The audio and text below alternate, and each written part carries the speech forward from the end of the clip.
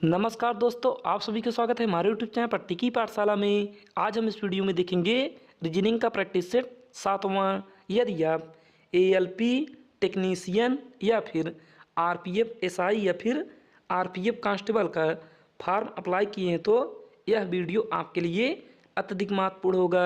इसलिए दोस्तों आप लोग वीडियो को अंत तक जरूर देखना। और दोस्तों अभी तक आप लोगों ने हमारे चैनल को सब्सक्राइब नहीं किया तो कृपया करके ज़रूर जाकर चैनल को सब्सक्राइब कर लीजिए।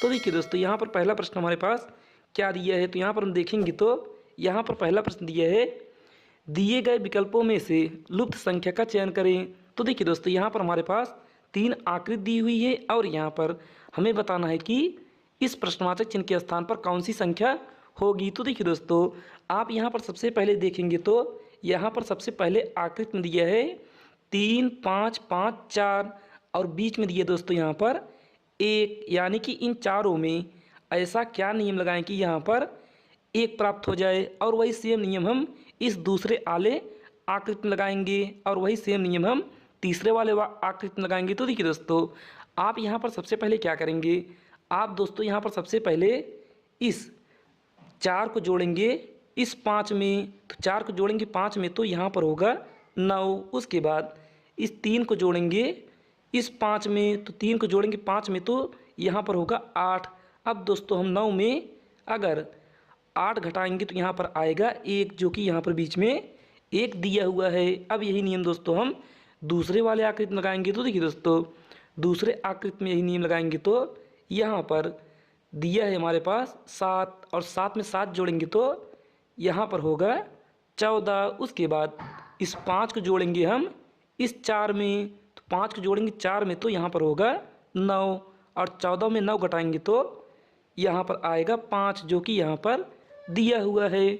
अब यही दोस्तों हम सेम नियम इस तीसरे वाले आकृति में लगाएंगे। तो देखिए दोस्तों, आप यहाँ पर सबसे पहले इस 3 को जोड़ेंगे इस 5 में, 3 को जोड़ेंगे 5 में तो यहाँ पर होगा 8। उसके बाद इस 2 को जोड़ेंगे इस 1 में और उसके बाद दोस्तों जो आएगा उसे करेंगे 8 में माइनस, तो 2 में जोड़ेंगे 1 में तो यहाँ पर आएगा 3। तो इस 8 में अगर हम 3 घटाएंगे तो यहाँ पर आएगा 5, यानी कि इस प्रश्नवाचक चिन्ह के स्थान पर होगा 5, जो कि ऑप्शन नंबर बी में दिया है, तो ये बी होगा करेक्ट उत्तर। तो फिर चलिए दोस्तों, आपको हमारा प्रश्न समझ में आया तो कृपया करके एक लाइक जरूर करिएगा। अब हम देखते हैं प्रश्न संख्या 2 को। तो देखिए दोस्तों, दूसरा प्रश्न यहाँ पर दिया है, नीचे दिए गए प्रश्नों में प्रश्नवाचक चिन्ह के स्थान पर आने वाले विकल्प को चुनें। तो देखिए दोस्तों, यहाँ पर हमारे पास नंबर एनालॉजी का प्रश्न दिया है और यहाँ पर बताना है कि इस प्रश्नवाचक चिन्ह के स्थान पर कौन सी संख्या होगी। तो देखिए दोस्तों, आप यहाँ पर देखेंगे तो यहाँ पर हमारे पास दिया है 43:57। उसके बाद समानुपाते 111 प्रश्नवाचक चिन्ह। तो देखिए दोस्तों, आप यहाँ पर सबसे पहले 43 कैसे प्राप्त करेंगे हम यह जानेंगे। तो देखिए, आप यहाँ पर 6 का स्क्वायर करेंगे तो यहाँ पर होगा 36 और उस 36 में अगर आप 7 जोड़ेंगे तो यहाँ पर आएगा हमारे पास 43। यानी कि दोस्तों आप सबसे पहले 6 का करेंगे स्क्वायर और उसके बाद जो संख्या आएगी यानी कि 6 के बाद आएगा 7, उसी 7 को जोड़ देंगे तो हमारे पास यहाँ पर पहली संख्या प्राप्त हो जाएगी। तो इसी प्रकार दोस्तों अब हम इस 57 में वही नियम लगाएंगे। तो देखिए, आप यहाँ पर सबसे पहले क्या करेंगे, यहाँ पर करेंगे 7 का स्क्वायर, उसके बाद 7 के बाद आएगा 8, तो यहाँ पर हम जोड़ेंगे 8 को, तो यहाँ पर हम 7 का स्क्वायर करेंगे तो होगा 49 और 49 में 8 जोड़ेंगे तो यहाँ पर होगा 57, यानी कि यहाँ से हमारे पास दूसरी संख्या प्राप्त हो गई।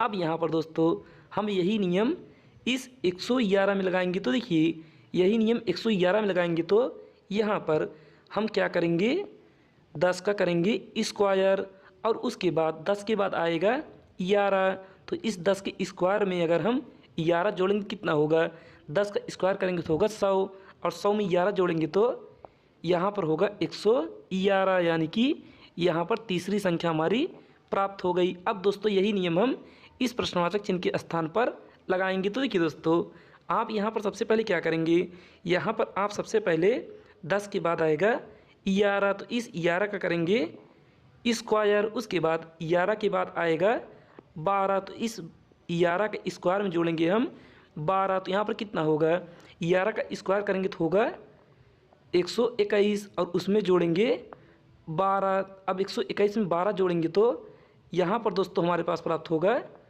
133, यानी कि इस प्रश्नवाचक चिन्ह के स्थान पर आएगा 133, जो कि ऑप्शन नंबर ए में दिया था, यही होगा करेक्ट उत्तर। तो फिर चलिए दोस्तों अब हम देखते हैं प्रश्न संख्या 3 को। तो देखिए दोस्तों यहाँ पर तीसरा प्रश्न दिया है हमारे पास, दी गई श्रृंखला में एक पद लुप्त है, उस विकल्प का चयन करें जो श्रृंखला को पूर्ण करेगा। तो देखिए दोस्तों यहाँ पर हमारे पास सीरीज का प्रश्न दिया है और यहाँ पर हमें बताना है कि इस प्रश्नवाचक चिन्ह के स्थान पर कौन सी संख्या होगी। तो देखिए दोस्तों आप यहाँ पर देखेंगे तो यह सीरीज हमारी धीमे धीमे से आगे बढ़ रही है, तो यहाँ पर हम लगाएंगे प्लस का नियम। तो देखिए आप यहाँ पर दो में कितना जोड़े कि यहाँ पर 10 प्राप्त हो जाए, तो यहाँ पर 2 में 8 जोड़ेंगे तो यहाँ पर होगा 10। उसके बाद 10 में अगर हम 16 जोड़ेंगे तो यहाँ पर होगा 26।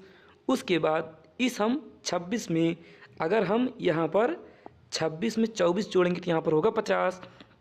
उसके बाद इस 50 में अगर हम 32 जोड़ेंगे तो यहाँ पर होगा 82। अब उसके बाद दोस्तों हम इस 82 में कितना जोड़ें कि यहाँ पर इस प्रश्नवाचक चिन्ह के स्थान पर वह संख्या प्राप्त हो जाए। तो देखिए दोस्तों आप यहाँ पर देखेंगे तो यहाँ पर आप देखेंगे तो यहाँ पर 8 का पहाड़ा चल रहा है, यानी कि 8 दूनी 16, 8 त्रिक 24, 8 चौक 32।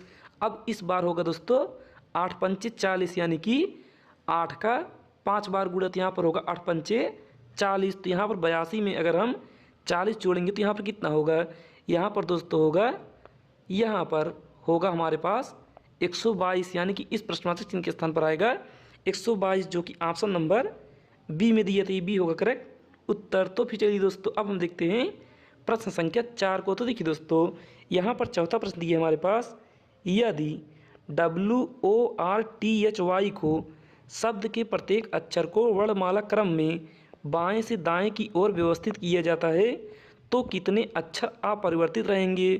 तो देखिए दोस्तों यहाँ पर आप सबसे पहले लिखेंगे WORTHY।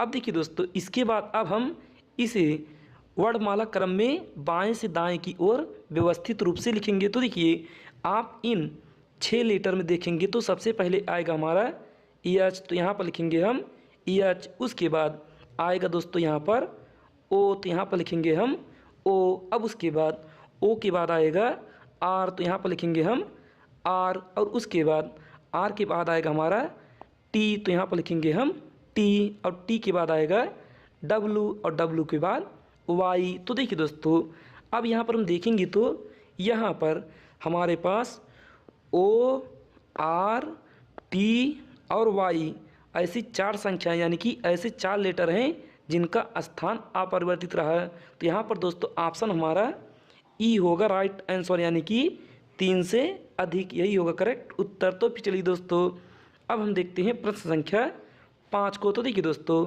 5वां प्रश्न यहाँ पर दिया है, एक निश्चित कूट भाषा में BAD को 7 और SAP को 9 लिखा जाता है, उसी कूट भाषा में BAN को कैसे लिखा जाएगा। तो देखिए दोस्तों आप यहाँ पर सबसे पहले BAD का प्लेस वैल्यू लिखेंगे तो B का होगा 2, B का प्लेस वैल्यू होगा 2, और उसके बाद A का होगा 1 और D का होगा 4। अब देखिए दोस्तों अब इन्हें हम प्लस करेंगे तो यहाँ पर कितना होगा, 2 में 1 जोड़ेंगे तो 3 और 3 में 4 जोड़ेंगे तो यहाँ पर होगा 7 और 7 यहाँ पर दिया हुआ है। अब उसके बाद यहाँ पर हम SAP का प्लेस वैल्यू लिखेंगे तो यस का होगा 19, तो यहाँ पर लिखेंगे हम 19। उसके बाद यहाँ पर प्लस, उसके बाद A का होगा 1, फिर यहाँ पर प्लस, अब P का होगा 16। अब देखिए दोस्तों इसे टोटल करेंगे, टोटल कितना आएगा, यहाँ पर हम 19 में 1 जोड़ेंगे तो 20 और 20 में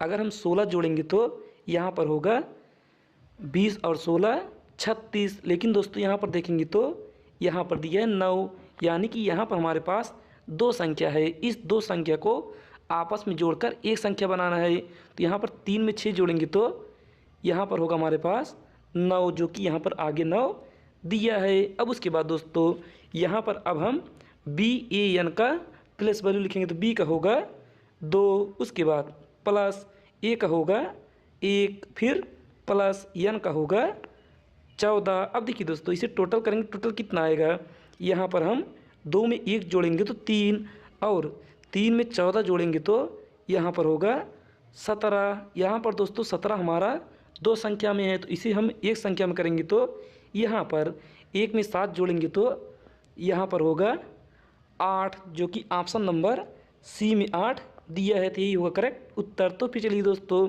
अब हम देखते हैं प्रश्न संख्या 6 को। तो देखिए दोस्तों छठवां प्रश्न यहाँ पर हमारे पास दिया है, P और Q भाई हैं, तो यहाँ पर बनाएंगे P और Q दोनों भाई हैं, तो दोनों होंगे चतुर्भुज में, क्योंकि अगर पुरुष रहेगा तो उसे दर्शाएंगे हम चतुर्भुज में, और महिला रहेगी तो उसे दर्शाएंगे हम वृत्त में। उसके बाद आगे यहाँ पर दिया है P यश का पिता है, जो P है वह यश का पिता है, तो यहाँ पर यश होगा नीचे क्योंकि P पिता है। उसके बाद आगे फिर देखेंगे तो यहाँ पर दिया है R Q का एकलौता पुत्र है, R जो है Q का एकलौता पुत्र है, तो यहाँ पर होगा R, और पुत्र है तो यह होगा चतुर्भुज में। उसके बाद आगे फिर देखेंगे और U से विवाहित है, यानी कि R U से विवाहित है, और R अगर पुरुष है तो U होगी महिला। उसके बाद यहाँ पर दोस्तों हमसे प्रश्न पूछा है कि U यश से कैसे संबंधित है, यानी कि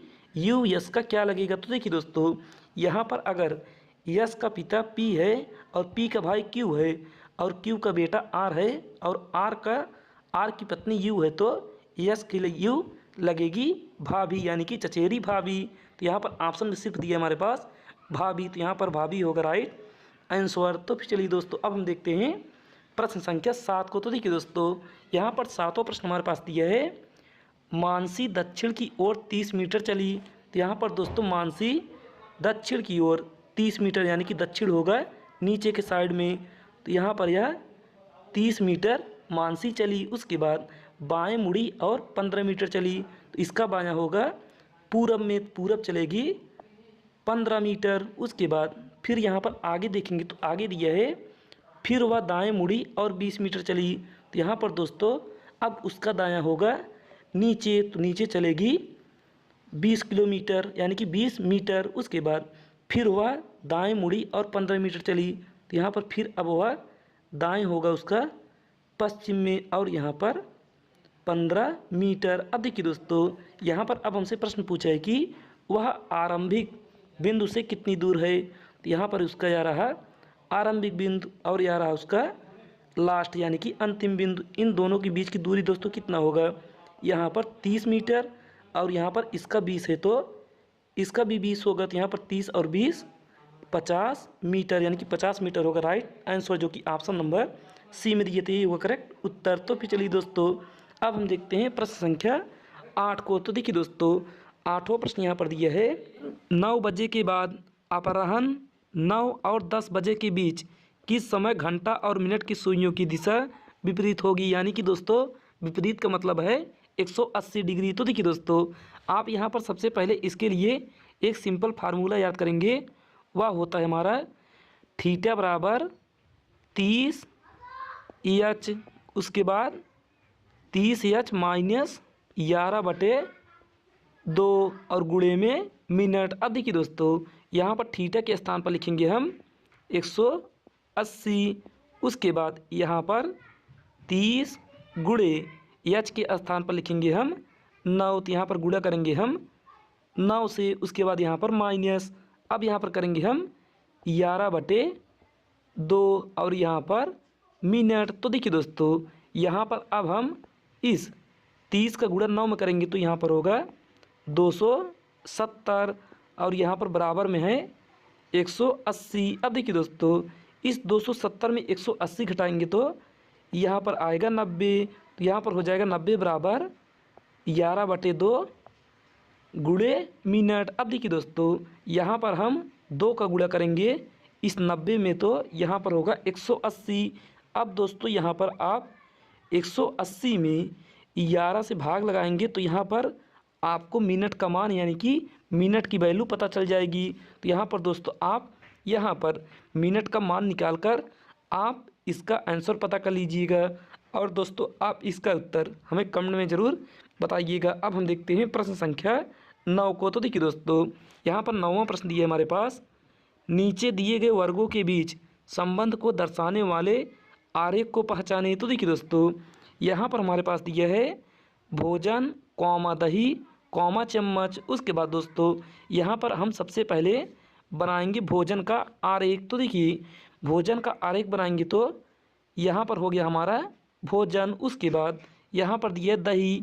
अब दोस्तों दही का बिना आरेख बनाने से पहले हम देखेंगे कि भोजन का संबंध दही के साथ है कि नहीं। तो यहाँ पर दोस्तों दही भोजन के अंदर आएगा, यानी कि दही भी एक भोजन है, तो यह आएगा दही के अंदर। तो यहाँ पर हो गया दही, यानी कि दोस्तों भोजन के अंदर, तो यह हो गया दही। उसके बाद यहाँ पर देखेंगे तो यहाँ पर दिया चम्मच।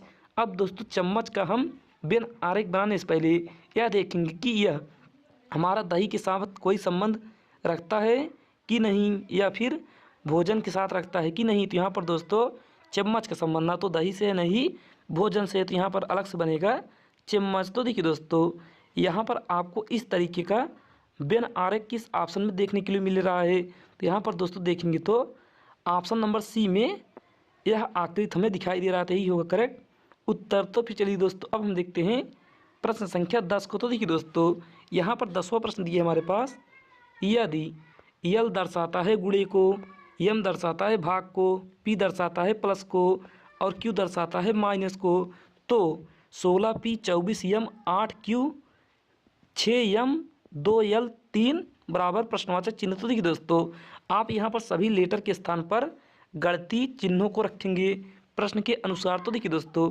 यहाँ पर लिखेंगे सबसे पहले 16, उसके बाद पी के स्थान पर आप रखेंगे प्लस, तो यहाँ पर होगा प्लस में 24, उसके बाद यम के स्थान पर लिखेंगे आप भागे 8, उसके बाद क्यू के स्थान पर लिखेंगे आप -6, उसके बाद यम के स्थान पर फिर भागे 2, उसके बाद यल के स्थान पर गुणे 3। अब देखिए दोस्तों यहाँ पर हम अगर 24 में 8 से भाग देंगे तो यह जाएगा 3 बार में, उसके बाद 6 में 2 से भाग देंगे तो यह जाएगा 3 बार में। तो यहाँ पर दोस्तों अब हम करेंगे 16 + 3 और यहाँ पर दोस्तों -3 गुणे 3। अब देखिए दोस्तों यहाँ पर अब हम इसके बाद करेंगे गुणा, 3 का गुणा 3 करेंगे तो यहाँ पर होगा 9 और यहाँ पर माइनस। अब 16 में 3 जोड़ेंगे तो यहाँ पर होगा 19, यानी कि दोस्तों 19 में 9 घटाएंगे तो यहाँ पर आएगा